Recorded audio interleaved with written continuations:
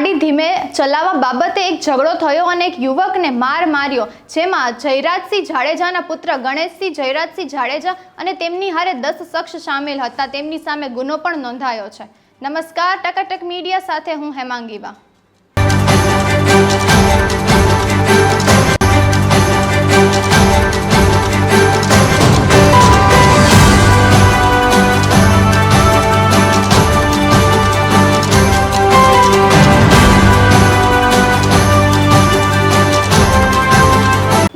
ચોક પાસેથી સંજય તેના પુત્રને લઈ અને 11:30 આસપાસ પસાર થઈ રહ્યો હતો ત્યારે એક ફોર વ્હીલ આવી અને ફૂલ સ્પીડમાં તેમના બાઇક પાસે આવી અને બ્રેક મારે છે। ત્યારે સંજયે ફોર વ્હીલ ચાલકને કહ્યું કે તમે ગાડી થોડી વ્યવસ્થિત ચલાવો।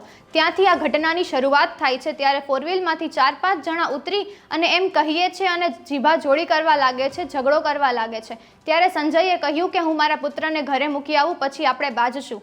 જ્યારે એ પાછા આવે છે ત્યારે તેમના પિતા રાજુ સોલંકી ત્યાં આવે છે અને બધી જ વસ્તુઓનું સમાધાન પણ કરે છે। ત્યારબાદ સંજય 3:30 આસપાસ કાળવા ચોક પર આટા મારતો હોય છે ત્યારે એ ફોર વ્હીલ પાછી આવે છે અને તેની મોટરસાઇકલને ઠોકર મારી અને ત્યાં આવી અને બધા જ 10 શખ્સો સંજયને માર મારે છે। સંજયને ફોર વ્હીલમાં બેસાડી અને ગઢડા સાઈડ લઈ જવામાં આવે છે। દાતાર રોડ પર એને ઉતારી અને બધા જ મારે છે અને એમાં ગણેશ જયરાજસિંહ જાડેજા પણ હોય છે। જ્યારે એમને છે ને ગણેશ ઘટ લઈ જવામાં આવે છે ત્યારે બધાય પાસે પિસ્તોલ જેવા હથિયાર પણ હોય છે। ત્યારે સંજયને ઓફિસમાં લઈ જઈ કપડાં ઉતારીને માફી માંગતો વિડીયો પણ લેવામાં આવે છે। ત્યારબાદ એને ગાડીમાં બેસાડી ધમકાવવામાં આવે છે કે તમે કોઈ જ જાતની ફરિયાદ કરશો નહીં અને જૂનાગઢના પોલીસ ચોકીની બાજુમાં ઉતારી દેવામાં આવે છે। જ્યારે સંજય પોલીસ ચોકી જઈ પોતાના પિતાને ફોન કરે છે અને એમના આગેવાનોને પણ ફોન કરે છે, જ્ઞાતિના અને બધાની હાજરીમાં ફરિયાદ નોંધે છે। આ બધા જ શખ્સોની સામે 10 કરતાં વધારે કલમની ફરિયાદો નોંધવામાં આવે છે અને જે ઝાલાને આ બધો જ મામલો સોંપવામાં આવે છે અને તપાસ કરવામાં પણ આવે છે।